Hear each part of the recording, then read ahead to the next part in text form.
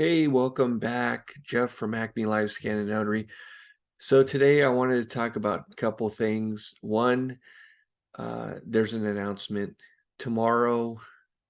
That's Thursday, October 20th at 4 p.m. Pacific on Clubhouse. That's that app, Clubhouse. We're going to have a room under the Notary Family Club, which will be talking about the 90-day Notary Challenge, and I would encourage you to participate in that room. We have Maria Coburn, co-founder of the Notary Family, speaking to us about her journey in doing that challenge, and she's up to today's day 16 for her. So she'll be talking about the first, I want to say first week, and we're going to be going through those challenges and what it takes to elevate your notary business.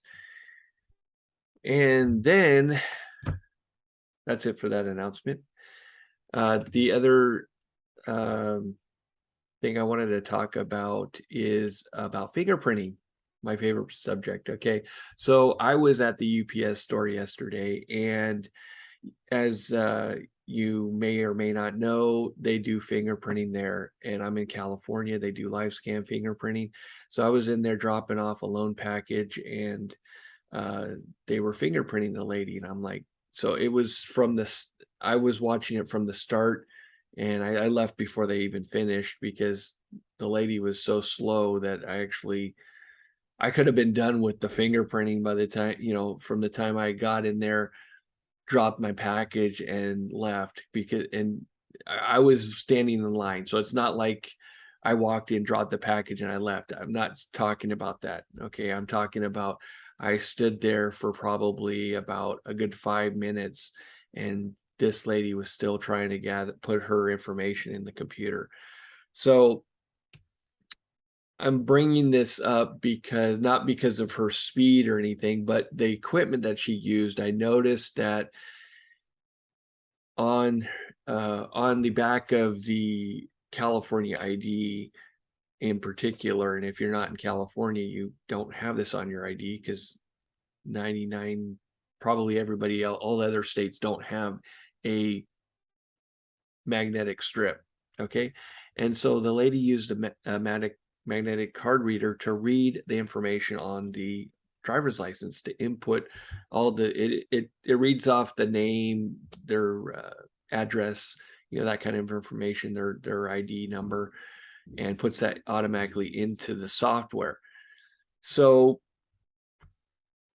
that's great, except when you get people that are outside of California and they say, hey, I just moved here from Florida, for example, and they give you a Florida ID, and you're like, okay. And if you only have that device, that reader, to read a magnetic stripe, you are going to have to type in all the information manually.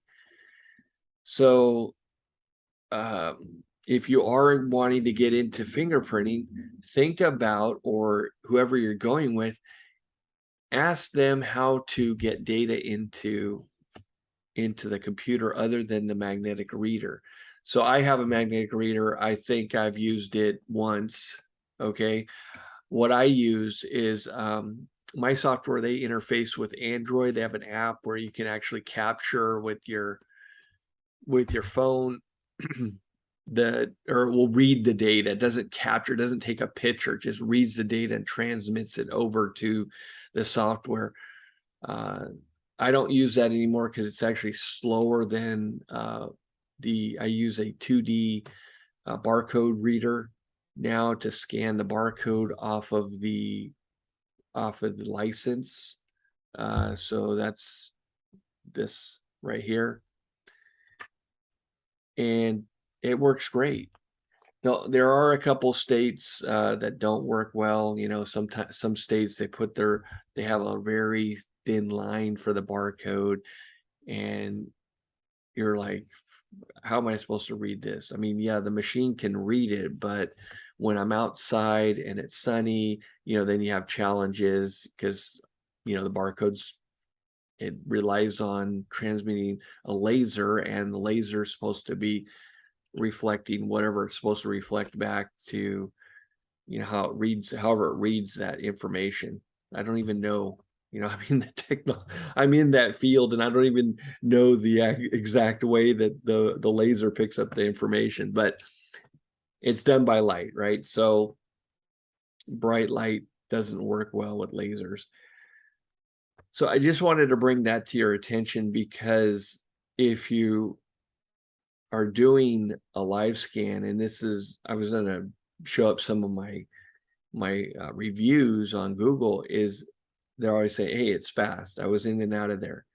And that's how I'm fast, is because I'm scanning the ID. I can scan 99% of the IDs here in America, in North America, United States, and I can get it done.